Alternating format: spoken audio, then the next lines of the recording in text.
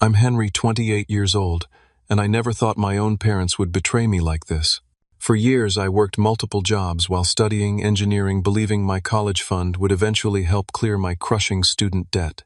Then I discovered the truth. They'd emptied it completely to fund my sister Elaine's jewelry business, the same one they always called more promising than my career. I cut them off completely. Weeks later, Mom called, "Send money for your sister's rent." Before I tell you what I answered, drop a comment letting me know where you're watching from, and hit subscribe if you've ever had to stand up to family who took you for granted. Growing up in Westlake, a middle-class suburb outside Cleveland, Ohio, seemed perfectly normal at first. Our two-story colonial with the faded blue shutters wasn't fancy, but it was home. My dad, Michael, worked as a sales manager at an office supply company, while my mom, Caroline, taught third grade at the local elementary school. My sister Elaine came along when I was 3, completing our seemingly perfect American family. The first time I noticed something was different was on my 7th birthday. I'd been hoping for a set of building blocks I'd pointed out for months. Instead, I got a practical backpack for school and some clothes.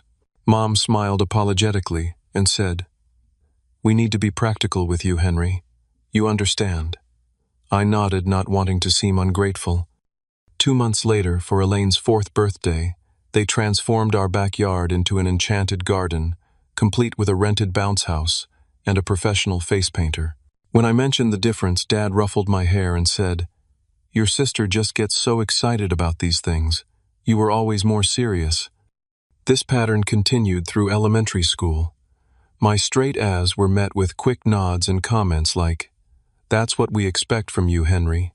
When Elaine brought home a B+ in art, they hung it on the refrigerator for months and took her out for ice cream to celebrate her artistic breakthrough. I started to understand my role in the family, the reliable one, the one who shouldn't need much attention. Despite this, my passion for engineering blossomed early. At 9, I dismantled and reassembled our broken toaster, beaming with pride when it worked again. Dad just frowned at the mess I'd made on the kitchen table. By 11, I was building complex structures with whatever materials I could find. Cardboard popsicle sticks, old electronics parts. My 6th grade science project, a working model of a hydraulic bridge, won first prize at the district science fair. My parents attended but left early because Elaine had a dance recital the same afternoon. Mrs. Donovan, my 7th grade science teacher, was the first adult who seemed truly impressed by my abilities. After class one day, she showed me a magazine about engineering innovations and said, "You have a gift, Henry. I can see you designing incredible things someday." Her words stayed with me, becoming a North Star when family recognition was scarce. When I turned 12 during a rare moment of parental focus, Dad mentioned something that would shape my future expectations.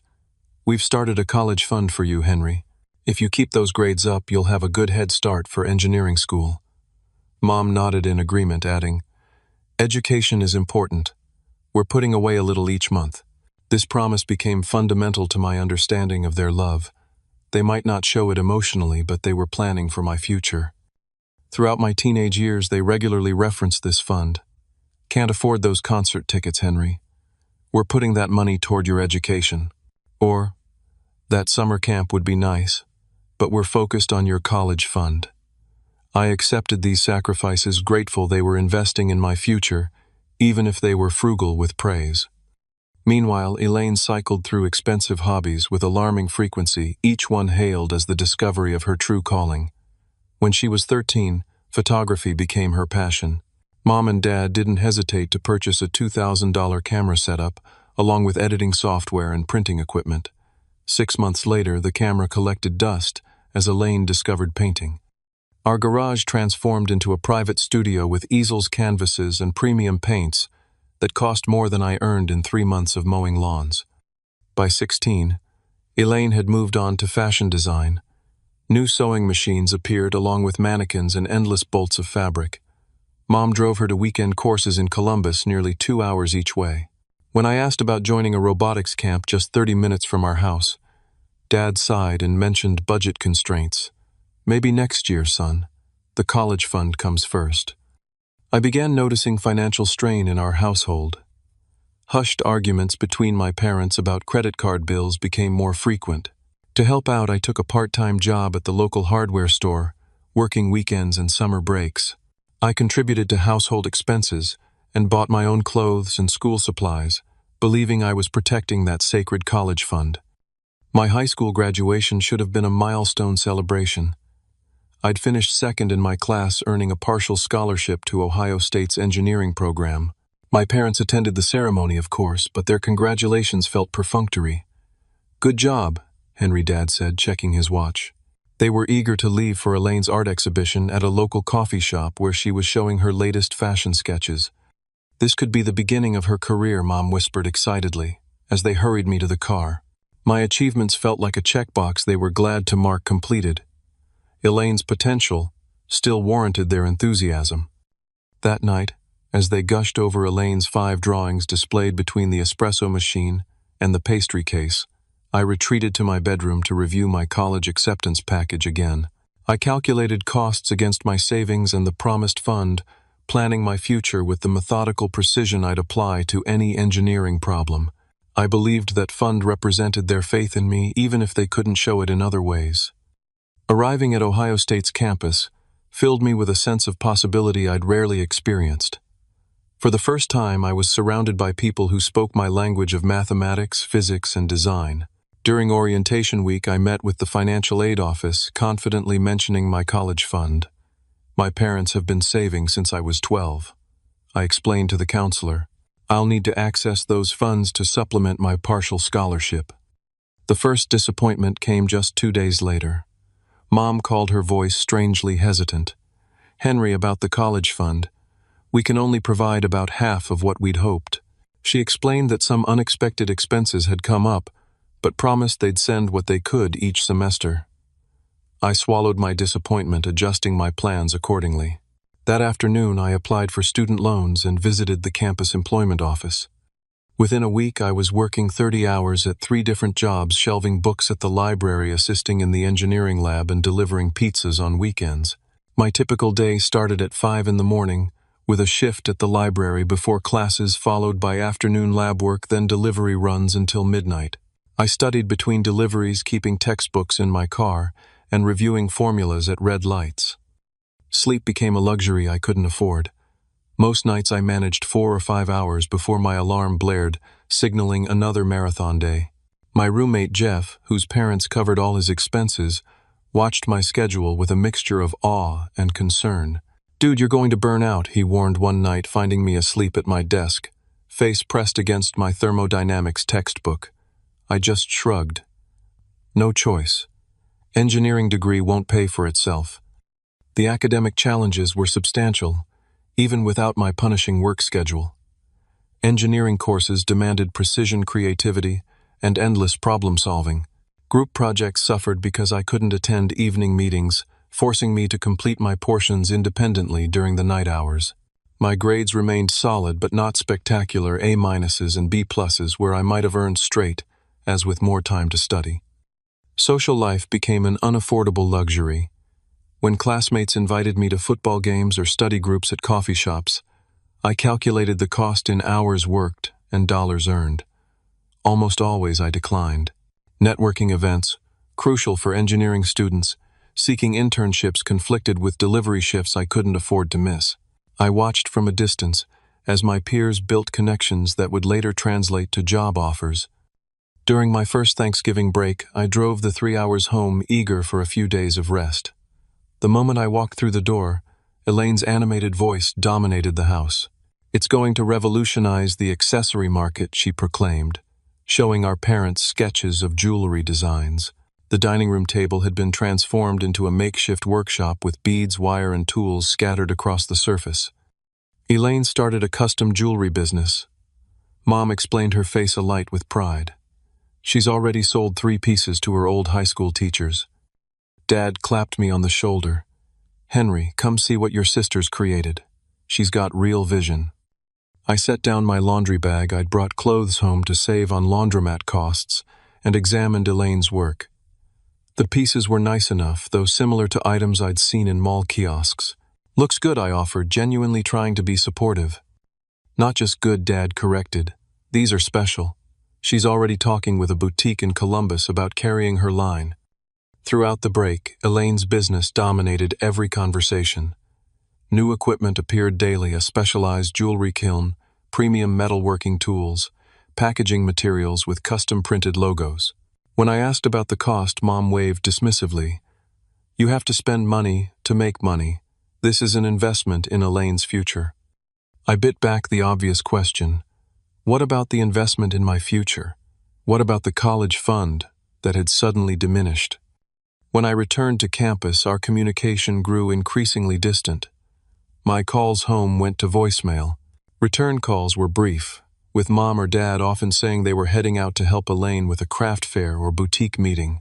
Their questions about my studies became perfunctory, their interest seemingly exhausted after asking if I was still doing well. The pattern continued through sophomore and junior years. Each holiday visit revealed new expansions to Elaine's jewelry business. A dedicated room in the house converted to a studio, a professional website, glossy business cards. Meanwhile, each semester brought new notifications about my student loan balances increasing. During winter break of my junior year, a particularly painful family gathering crystallized everything. We hosted extended family for dinner, and conversation revolved entirely around Elaine's creative ventures. My cousin asked about my engineering studies, but Dad interrupted before I could answer. "Henry's doing fine with his studies," he said dismissively. "But you should see Elaine's new collection. She's incorporating semi-precious stones now." Later, while helping Mom with dishes, I overheard Dad talking to my uncle in the living room. "Engineering is just a job," he said, not realizing I could hear. "Elaine has real potential. She could build something special, something with her name on it. Henry's just following a conventional path." I nearly dropped the plate I was drying. All those years of hard work, the crushing schedule, the sacrifices reduced to just a conventional path. That night I lay awake in my childhood bedroom, staring at the ceiling, wondering if anything I accomplished would ever measure up in their eyes. By senior year, the constant work and study had taken its toll. Dark circles permanently underlined my eyes. My weight had dropped from skipped meals and stress. But an opportunity arose that momentarily brightened my outlook: a prestigious internship at an innovative engineering firm in Cincinnati. The position aligned perfectly with my interests in sustainable design and offered strong possibilities for post-graduation employment. There was just one problem. The internship paid only a small stipend, insufficient to cover my basic expenses while I continued my coursework. I'd need to reduce my working hours, creating a financial shortfall. With reluctance, I called my parents. "I wouldn't ask if it wasn't important," I explained, outlining the career benefits of the opportunity. "I just need a little help for one semester, maybe from the college fund." The long pause that followed should have prepared me for the answer. "We just don't have it right now," Henry, Mom said finally. "Elaine's business is at a critical growth stage. Maybe try another student loan." I declined the internship, accepting instead a position at a local manufacturing plant that paid better but offered little in terms of career advancement. The engineering world values those early prestigious connections, and I knew I was sacrificing future opportunities for immediate financial survival. Another compromise in a long line of them. Graduation day arrived with a strange mixture of pride and exhaustion. 4 years of relentless work had earned me a Bachelor of Science in Mechanical Engineering. The ceremony was scheduled for 10 in the morning, and I asked my family to arrive by 9 so we could take photos before I needed to line up with my class. At 9:45, I stood alone outside the auditorium, continuously checking my phone. Finally, a text from Mom running late. "Elaine needed to prepare for tomorrow's craft fair. Save us seats." I couldn't save seats at a graduation ceremony where students and families sat separately, but I didn't bother explaining this. By the time they arrived, rushing in at 10:20, I was already seated with my classmates. I caught a glimpse of them finding places in the back, just before the engineering graduates were called. The dean read my name, mentioning my cum laude distinction. As I crossed the stage, I scanned the crowd, spotting my parents in the distance. Dad was checking his phone. Mom was helping Elaine organize something in a folder: craft fair applications, I later learned. My moment, 4 years in the making, registered as barely a blip in their attention. After the ceremony, we gathered briefly for photos. We need to head out soon, Dad mentioned, checking his watch. Elaine needs to finish preparing her displays for tomorrow. Actually, I said, summoning determination, I was hoping we could discuss my student loans. Now that I've graduated, I wanted to talk about using the remainder of the college fund to pay down some of the debt.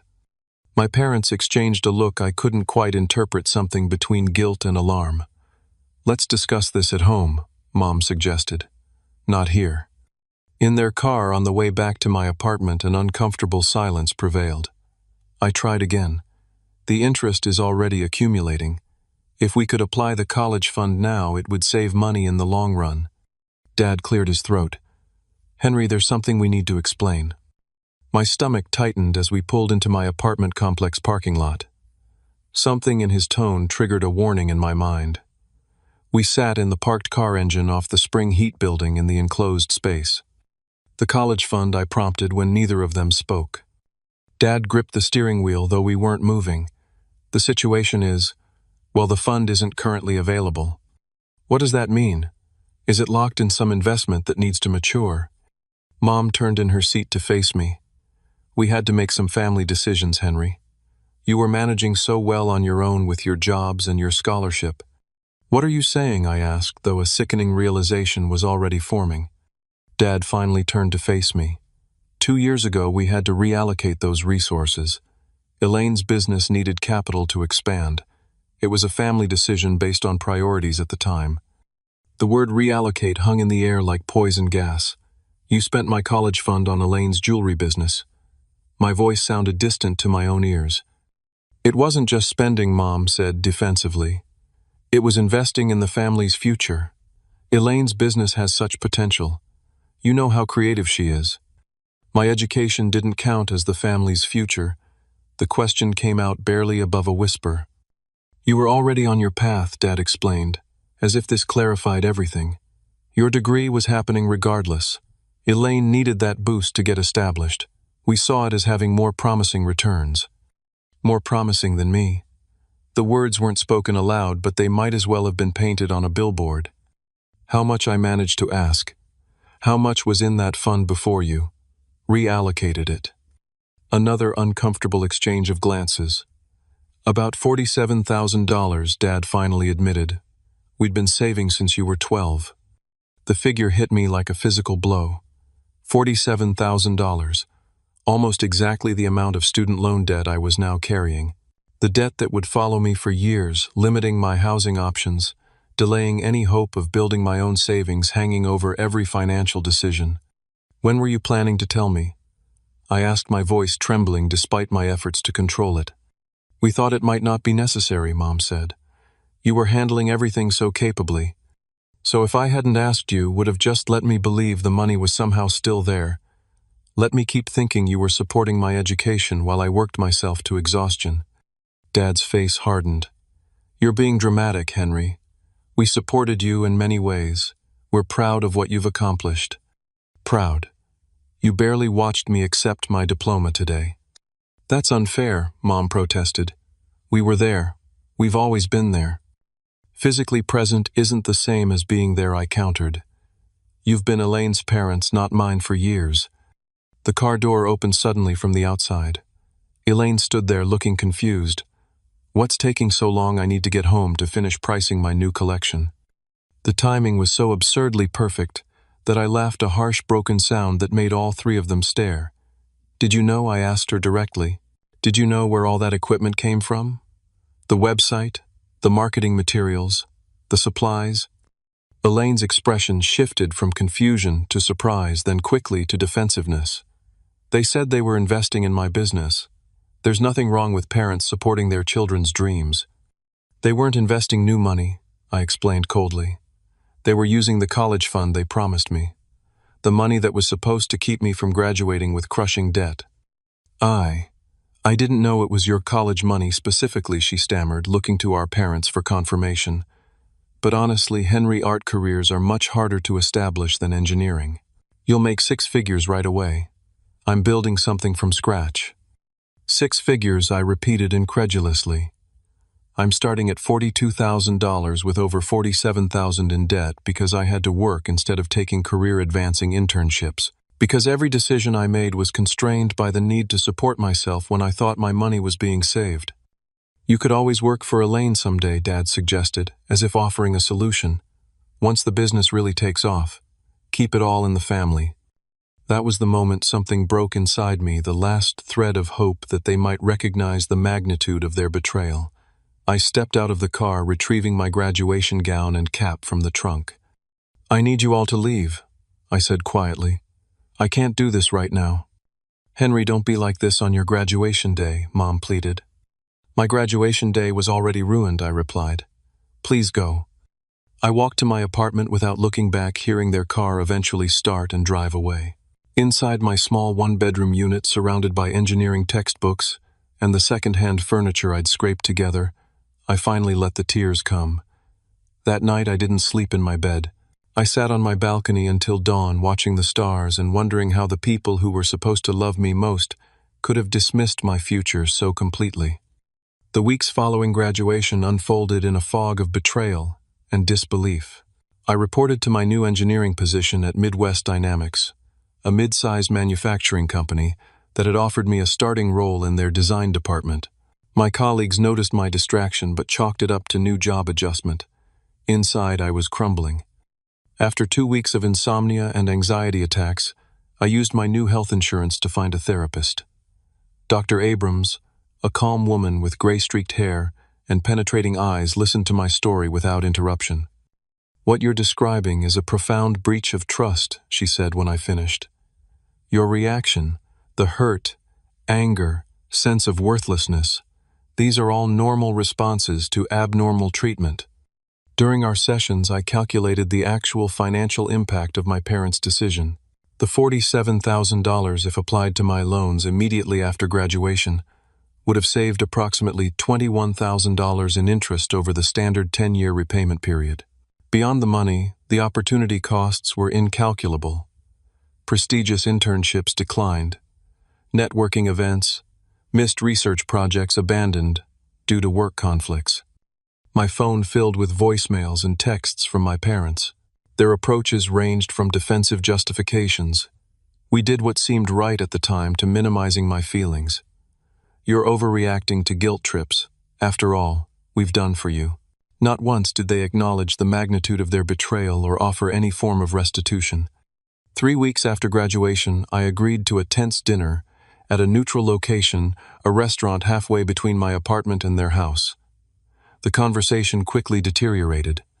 "We understand you're upset," Mom began, "but family means moving past disagreements." "This isn't a disagreement," I corrected. "You took something promised to me and gave it to Elaine. That's theft." Dad's face reddened. "We raised you better than to speak to us this way. Everything we've ever done was for this family." "Half this family," I countered. "The half that doesn't include me." "That's not fair," Henry, Mom protested. "We've always supported you." With what words? Because it certainly wasn't with actions or money. The dinner ended with no resolution, just a deeper divide. I drove home feeling no closure, only confirmation that they didn't truly grasp what they had done. Meanwhile, through mutual friends, I heard about Elaine's business continuing to struggle despite the substantial investment. Her new collection hadn't sold well at the craft fair. The boutique in Columbus had declined to carry her line, citing inconsistent quality. She had expanded too quickly, ordering materials in bulk before establishing demand. Yet my parents continued funneling resources to her failing venture. A friend who visited their house mentioned new packaging equipment in Elaine's studio. Another reported seeing Dad dropping off supplies on a weekday when he should have been at work. I made a deliberate decision to establish boundaries. I declined Sunday dinner invitations. I let calls go to voicemail, responding only with brief texts when necessary. I focused instead on building stability in my new life, establishing a budget that accommodated my hefty loan payments, forming connections with colleagues who might help advance my career, finding small moments of joy despite my financial constraints. The real breaking point came 2 months after graduation. My grandmother called, concerned about my absence from family functions. "Your parents seem stressed about money lately," she mentioned casually. "Your father's been helping me organize my finances, asking about my retirement accounts." A cold suspicion formed. After our call, I contacted my Uncle Robert, Dad's brother, and the family member I trusted most. What he revealed confirmed my worst fears. They took out a second mortgage on the house last year, he told me, reluctantly, and they've borrowed against your grandmother's retirement. It's all going into Elaine's business, but Robert, that business isn't making money. I've tried to tell them, but they won't listen. That evening, I composed a formal email to my parents. The message was clear: I would offer no financial support to them, or to Elaine now, or in the future. Their financial decisions were their own, but they could not expect me to rescue them from the consequences. Within hours, Elaine called furious. "How could you abandon the family like this? I just need a small loan to get through this rough patch. My next collection will change everything." I blocked her number after that call. Then I changed my own number entirely, sharing it only with trusted friends and colleagues. The guilt trips couldn't work if they couldn't reach me. Building a support system outside my family became essential to my healing. Jeff, my former roommate, had also taken a job in Columbus and became a regular presence in my life. My supervisor at work, Marcus, took an interest in my professional development, offering guidance that went beyond engineering problems. Slowly, I built connections with people who valued me for myself, not for what I could provide or sacrifice. I threw myself into my work with a focus that impressed my managers. While my peers spent evenings socializing, I took on additional projects, earning a reputation as dedicated and reliable. I enrolled in evening certification courses, expanding my qualifications despite my exhaustion. The familiar pattern of overwork was unhealthy, but it provided distraction from the pain and a path toward future security. 6 months after graduation, during a performance review, my supervisor noted my exceptional contributions, but expressed concern. "You're doing outstanding work, Henry, but you're going to burn out at this pace. Success isn't just about technical excellence, it's about sustainability." His words echoed my therapist's recent observations. Both were right. I was replacing one form of self-destruction with another. The child who had strived for parental approval had become a man striving for professional validation with the same desperate intensity.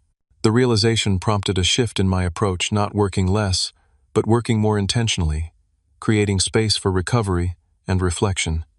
For the first time in my life, I began to measure my worth by my own standards, not by anyone else's recognition or approval. It was a fragile beginning, easily shaken by moments of doubt, but it was growth nonetheless. 8 months after graduation, news reached me through Sarah, a mutual friend from high school. She had visited a local craft market where Elaine had a booth. "It was kind of sad, Henry," she reported over coffee. "She was practically giving stuff away. Mentioned she's closing her studio space. There were 'everything must go' signs all over." Despite everything, a pang of sympathy surfaced.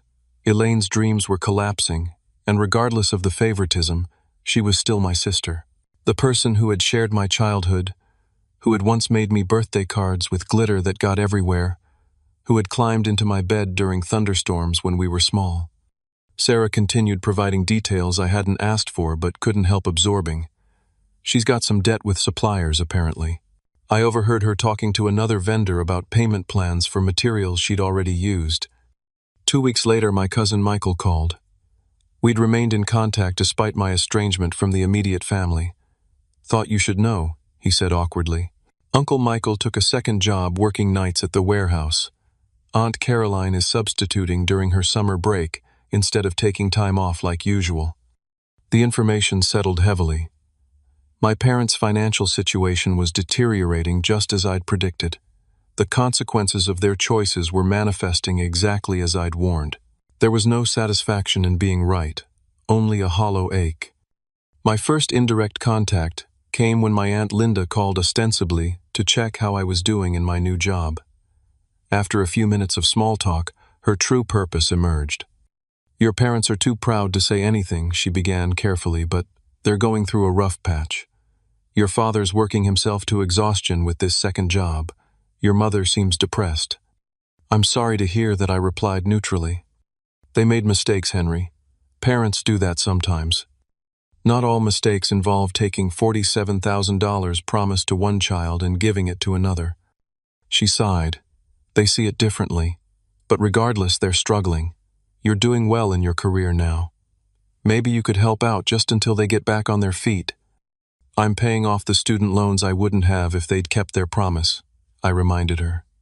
That's over $600 every month that could be going toward my own future. The conversation ended uncomfortably with neither of us satisfied. After hanging up, I checked social media for the first time in months. My parents' accounts provided glimpses into their situation. Elaine had posted desperate promotional offers, 50% off, everything support local artists. Mom had shared passive-aggressive quotes about family loyalty and supporting each other through hard times, clearly aimed at me, though I wasn't mentioned by name. Friends had commented with heart emojis and vague expressions of support, not knowing the full story. A mutual friend confirmed what I had suspected. Elaine had moved back into our parents' house, unable to afford her apartment any longer. According to this friend, she had fallen into a depression, spending days in bed and blaming the unfair market and people's failure to appreciate handcrafted items for her business failure. She hadn't sought regular employment, still clinging to the identity of entrepreneur and artist. The information triggered conflicting emotions. Part of me felt vindicated. The golden child was facing reality at last. Another part felt genuine sadness for my sister, trapped in a cycle created partly by our parents' enabling behavior. Most complex was my concern for my parents themselves. Despite everything, I didn't want them suffering or working themselves into health crises. After consulting with Dr. Abrams, I drafted an email offering conditional reconciliation. I would help my parents create a financial recovery plan if they acknowledged their misappropriation of my college fund and agreed to stop financially enabling Elaine's unsuccessful business ventures. The help I offered wasn't cash, it was financial planning assistance, leveraging the budgeting skills I'd developed out of necessity. Their response came 3 days later, disappointingly predictable. They appreciated my concern but felt I was being controlling by attaching conditions to my help. They couldn't possibly abandon Elaine when she was so close to turning things around. The email concluded with hope that I would find it in my heart to help without judgment. The final straw came when Michael, my cousin, sent me a text message with a photo attached. It showed a whiteboard in my parents' kitchen with the heading New Business Plan, Ease Boutique Online. Below it was a budget that included a line item, Startup Capital Car Sale Proceeds. They're talking about selling your mom's car to fund Elaine's online shop, Michael explained. Thought you should know. The cycle was continuing. They had learned nothing from the previous failure. The definition of insanity is doing the same thing repeatedly and expecting different results. My parents were embarking on another round of financial self-destruction, and they wanted to pull me into it. That night, I sat on my apartment balcony watching the summer sunset and contemplating boundaries. Dr. Abrams had emphasized that boundaries weren't about punishing others but about protecting myself. I needed to decide what I could offer without sacrificing my own well-being and financial future. I drafted a new email, clearer and firmer than before. I would not contribute to any business ventures. I would not bail out failed enterprises. I would not enable the pattern that had already caused so much damage. However, I remained open to rebuilding personal relationships if they could respect these boundaries. I never received a direct response to this email. Instead, a week of silence followed, broken only when my phone rang with my mother's new number 1. I hadn't blocked because I hadn't seen it before. The phone vibrated on my coffee table, displaying a number I didn't recognize but with our hometown area code. Something told me who it might be. After 4 rings, I answered cautiously. Hello. Henry, it's Mom. Her voice sounded tired but had that familiar tone, the one she used when she needed something. I hope you're doing well. I'm okay, I replied, keeping my response neutral. How did you get this number? Your grandmother gave it to me. She was concerned about the family rift. A brief pause. We miss you at Sunday dinners. The small talk continued awkwardly for a few minutes, comments about the weather, a question about my job that didn't wait for a complete answer before moving on. I could sense her building towards something, gathering courage for the real purpose of her call. Henry, she finally said, her voice shifting to a more urgent tone. I'm calling because we have a situation. Elaine's landlord is threatening eviction. She needs to pay her back rent by the end of the week, or she'll lose her apartment. I thought she moved back home, I said, confused. She did, but she's still responsible for her apartment lease for another 3 months. She can't break it without paying the full amount. And we've done everything we can. Your father's working double shifts. I've taken extra substituting jobs. We've already borrowed from everyone willing to help. Her voice cracked slightly. We need $4,000 by Friday, or she loses her security deposit too. The directness of it was almost refreshing after months of manipulation and guilt. So you're asking me to send money for Elaine's rent? Just this once, she pleaded. Just to get her through this rough patch until the online store launches. I took a deep breath, centering myself before responding. Mom, what happened to my college fund? The question clearly caught her off guard. What, Henry, this isn't about that. This is an emergency situation. It's directly related, I insisted calmly. What happened to the $47,000 that was supposed to help me graduate without crushing debt? We've been through this, she said, frustration edging into her voice. We made a family decision based on the circumstances at the time. No, you and Dad made a decision. Elaine benefited. I was never consulted despite being the one most affected. I kept my tone even. Now I'm making a decision based on my circumstances. Why isn't Elaine working regular jobs like I did throughout college? She's an artist, Henry. She can't just take any job. She needs time to create. I worked 30 hours a week while completing an engineering degree, I reminded her. It nearly broke me, but I did it because I had to. Why is she different? Don't be ridiculous. That's totally different. How explain how it's different? Mom's voice rose. You're being deliberately difficult. Your sister needs help. And I needed help for 4 years, I countered. Where was this urgency then? I heard movement on her end of the line. Then Dad's voice came on the phone. Henry, this isn't the time for rehashing old grievances. Elaine is facing homelessness. As her brother, you have a responsibility. My responsibility was depleted when you took my college fund, I replied. Did you calculate my student loan interest when you made your family decision? I'll be paying an extra $21,000 because of what you did. Nobody told you to take out those loans. Dad's voice had that familiar defensive edge. You could have gone to community college or taken more time to finish your degree. Nobody told me the money promised for my education had been reallocated either. In the background, I heard Elaine's voice, apparently listening on speakerphone. Just tell him I'll pay him back when my online store takes off. She sounded tearful but entitled. He has a good job, he can afford it. I have a good job that pays $42,000 a year, I stated flatly. After taxes and loan payments, I'm left with barely enough for rent and basic expenses. I drive a 15-year-old car that breaks down monthly. I haven't taken a vacation since college. Where exactly do you think this $4,000 would come from? You must have savings, Mom suggested. My savings account has $900 in it. That's my emergency fund for when my car finally dies completely.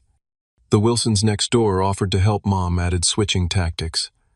People who aren't even family are willing to step up, but our own son refuses. That statement clarified everything about their perspective. They viewed my refusal as a moral failure rather than a boundary. They didn't see their actions as the original breach of trust. In their narrative, I was the villain, not the victim. I have a counterproposal, I said, surprising myself with the clarity that suddenly emerged. I've calculated that the college fund with interest would have saved me $68,000 total. If you're serious about rebuilding our relationship, start with a payment plan to restore what was taken. The silence that followed was profound. Finally, Dad spoke, his voice cold. I can't believe you're keeping score like this. This isn't how family works. It's exactly how you taught me family works, I replied. You assigned different values to your children. You invested in one and exploited the other. Now you're seeing the returns on those investments. This is ridiculous, Mom cut in. We're not going to be treated like debtors by our own son. But you're comfortable treating me like your personal bank after breaking your promises. After everything we've done for you, Dad began. I cut him off. What you've done is show me exactly where I stand. I won't be sending money for Elaine's rent, or her business, or any other financial emergency. What I will do is offer Elaine a referral to my company's HR department. We have entry-level positions that pay well with benefits. She'd have to work regular hours like everyone else, but it would solve her financial problems. She's an artist, Mom protested again. She can be an artist on evenings and weekends, just like I was a student while working full-time. I paused, then delivered my final position. Those are my terms. Help finding legitimate employment, not cash handouts. And any future relationship depends on acknowledgement of what happened with my college fund. You've changed, Henry, Dad said quietly. You've become cold. I've become clear, I corrected. There's a difference. The call ended shortly after with no resolution. I sat in my apartment surprisingly calm despite the confrontation. For the first time since discovering the truth about the college fund, I felt completely certain about my position. The guilt that had plagued me, the second-guessing, the worry that I was being too harsh, all of it had dissipated in the face of their continued expectations and lack of accountability. That night I slept better than I had in months, unburdened by the weight of impossible expectations and one-sided obligation. 3 days after the confrontation call, a knock on my apartment door startled me. I wasn't expecting anyone, and few people knew my address.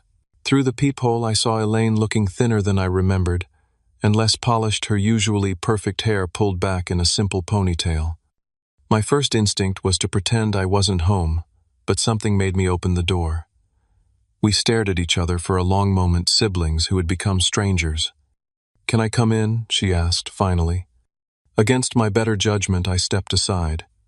She entered cautiously, taking in my modest apartment with a glance that seemed more curious than judgmental. "If you're here about money, the answer hasn't changed," I said, closing the door. She shook her head. "I'm not here for money, at least not directly." She sat on my couch without being invited. "I'm here because I'm angry with you." This wasn't what I expected. "You're angry with me?" "Yes, you've abandoned the family when we need you most. You've become cold and calculating. You're not the brother I grew up with." My temper flared. "Did you come all this way just to attack me? Because I can show you to the door right now." "No, wait," she said quickly, her anger visibly deflating. "That came out wrong. I don't understand why you won't help us." I took a seat across from her. "Did Mom and Dad ever tell you exactly where the money for your business came from?" She looked down at her hands. "They said they were investing in me." "That wasn't their money to invest. It was mine. Money promised for my education since I was 12. They said it was a family decision. A decision made without consulting the family member most affected," I interrupted. "Did you know I worked 30 hours a week throughout college? Did you know I turned down career opportunities because I couldn't afford to take them? Did you know I graduated with nearly $50,000 in debt that will take me at least 10 years to repay?" She was silent for a moment, then whispered, "I knew some of it, not all. When did you find out about the college fund?" She wouldn't meet my eyes. "Last year, I overheard Dad talking to Mom about whether they should tell you. Mom thought you never needed to know since you were managing fine on your own." The admission hung in the air between us. She had known and said nothing. "I should have said something," she continued, surprising me. I felt guilty, but by then the money was gone, spent on equipment that isn't worth half what we paid a website. Nobody visits materials I couldn't use effectively. Her composure cracked, and suddenly she was sobbing. "I've failed at the one thing they believed in, and now we're all paying for it." Despite everything, seeing my little sister break down stirred something protective in me. Not enough to offer money, but enough to hand her a tissue and wait until the tears subsided. "I was jealous of you growing up," she said, eventually wiping her eyes. "You always knew exactly what you wanted. You were so smart, so focused. Mom and Dad expected me to be like you, but when I couldn't, they overcompensated. They threw money and praise at everything I attempted, hoping something would stick. This perspective had never occurred to me. They made it pretty clear they thought you were the one with real potential." She laughed bitterly. "They lied to both of us then. They told me I was special while panicking that I'd never be as capable as you. She looked around my apartment again. Even with everything they did to hold you back, look at you employed independent building a life. Meanwhile, I'm 25 and moving back to my childhood bedroom, with nothing to show for all their investment except debt and unsold inventory. We talked for hours that afternoon, clearing away years of misunderstanding and resentment. Elaine admitted she'd enjoyed being the favorite, but recognized now how hollow that favoritism had been, setting her up for failure by insulating her from real-world consequences and honest feedback. I acknowledged that I'd been so focused on my own hurt that I hadn't considered how the dysfunctional family dynamics had damaged her too, just differently. "What are you going to do now?" I asked as evening approached. She sighed. "I don't know. The landlord agreed to a payment plan, so at least I'm not being evicted immediately. But long-term, I'm out of ideas." "My offer stands," I said. "Not cash, but I can help you find a real job, something stable while you figure things out." To my surprise, she nodded. "I think I'm ready for that. The constant pressure to make the business succeed to justify Mom and Dad's faith in me, it's been crushing. Maybe a regular job with regular hours would actually give me more freedom in a way." The next day, I brought her resume to our HR department. They had an administrative position, open, not glamorous, but steady, with health benefits and growth potential. Elaine interviewed the following week and was hired starting immediately. A month passed before I heard from my parents again. My father called on a Sunday afternoon, his voice lacking its usual confidence. "Elaine says she's working at your company now," he began awkwardly. "In a different department, but yes. She seems better, more focused." He cleared his throat. "She told us everything you two talked about how she felt growing up, about the pressure, about knowing the college fund had been used for her business." I stayed silent, waiting. "I've been thinking about what you said about the interest on your loans." His voice grew quieter. "I don't think your mother and I fully understood the impact of our decision. It wasn't a complete acknowledgement, but it was something. It's affected every aspect of my adult life," I said simply. "I can see that now." A long pause. "I can't repay it all at once. I don't know if we can ever repay it fully, but I'd like to start. Would you be open to meeting to discuss how we might begin to make amends?" 2 weeks later, a thick envelope arrived in my mailbox. Inside was a handwritten letter from my mother, 6 pages of reflection, regret, and request for forgiveness. She wrote about her own insecurities as a parent, about misplaced priorities, about the gradual recognition that their investment strategy had harmed both their children in different ways. The letter wasn't perfect. There were still moments of justification and minimization, but underneath was something I hadn't expected: genuine remorse. Also in the envelope was a check for $2,000, not life-changing but significant, given their financial situation, and a note promising similar payments quarterly, until they had made meaningful progress toward the meaningful progress. Restoration. The healing process was slow and imperfect. 6 months after our first conversation, Elaine had been promoted at work and had moved into her own apartment, a more modest one than before, with rent she could actually afford. She still created jewelry, but as a genuine hobby, rather than a desperate bid for identity and parental approval. The pressure removed, she found she actually enjoyed the creative process again. My parents scaled back their lifestyle, finally facing financial reality instead of chasing the next business breakthrough. Dad retired from his second job, focusing on rebuilding his health after months of exhaustion. Mom started teaching full-time again rather than just substituting, providing more stable income. They made small but consistent payments toward my loans as promised. 1 year after the confrontation call, we gathered for dinner at a restaurant neutral territory. The conversation wasn't entirely comfortable, but it was honest. We discussed boundaries, expectations, and the ongoing work of rebuilding trust. My parents slipped occasionally into old patterns, but now caught themselves or accepted gentle correction. Through therapy and reflection, I'd come to understand that my worth wasn't determined by their validation or approval. The child who had desperately sought recognition through achievement had become a man who found satisfaction in his own definition of success. I learned that forgiveness didn't require forgetting that boundaries weren't punishment, and that love could coexist with accountability. My relationship with Elaine transformed most dramatically. The artificial competition manufactured by our parents dissolved, allowing us to discover authentic connection as adults. We weren't best friends, but we were allies in healing from a shared dysfunctional past. The most profound lesson was that true family isn't about unconditional financial support or obligation. It's about mutual respect, honesty, and the courage to hold one another accountable. Love that enables harmful patterns isn't love at all, but fear disguised as generosity.